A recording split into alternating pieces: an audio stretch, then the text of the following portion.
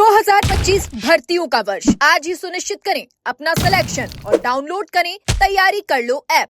राजस्थान कर्मचारी चयन बोर्ड ने अभी लेवल 2 का रिवाइज परिणाम जारी किया है, जिसमें करीब 1200 से 60 अभ्यर्थी ऐसे हैं जिनके चयन पहले हो चुका है और विद्यालय में अध्ययनरत हैं और अब उनको निकालने की कगार पर है। उसको लेकर याचिका लगी, उसको लेकर माननीय उच्च न्यायालय ने इस बात पे जोर देते हुए कि जितने भी ये चयनित अभ्यर्थी हैं, इनकी तरफ से इनके पार्ट पे कोई गलती नहीं थी, ना ही इनके पार्ट पे कोई मिसरिप्रेजेंटेशन था।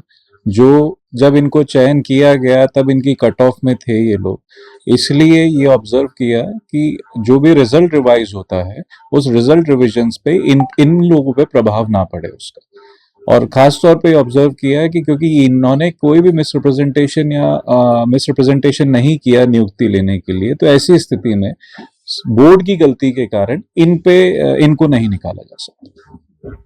सर, लगातार ये 1260 अभ्यर्थी हाई कोर्ट पर निर्भर है, क्या इनको बाहर नहीं किया जाएगा?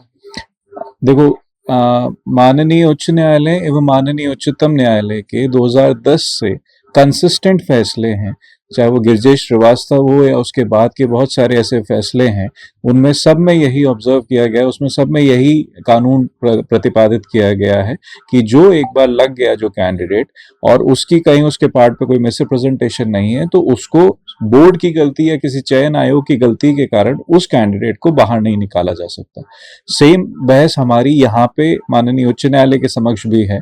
पहला कि हम लोग पार्टी नहीं थे, और सेकंड कि हम लोगों को जो इस तरीके से रिवीजन ऑफ रिजल्ट हो रहा है, इससे हम पे प्रभाव नहीं आना चाहिए। सर, हाई कोर्ट ने इस मामले में चयनितों के हित में पहले फैसला दे रखा है स्टे का, उसको लेकर गए। पहले जो कोर्ट ने सबसे पहले जब मुकदमे लगे थे तो सीनियर एडवोकेट RN माथुर साहब के साथ हम अपेयर हुए थे और हम लोगों का पक्ष, हमने अपना पक्ष जो कोर्ट के सामने रखा था और कोर्ट के सामने यही बात रखी थी कि जब चयन किया गया तब जो भी रिस्पेक्टिव कट ऑफ थी उस कट ऑफ में हम फॉल कर रहे थे, उस कट ऑफ में, उस जोन ऑफ कंसिडरेशन में हम आ रहे थे, इसलिए हमारा सिलेक्शन किया गया।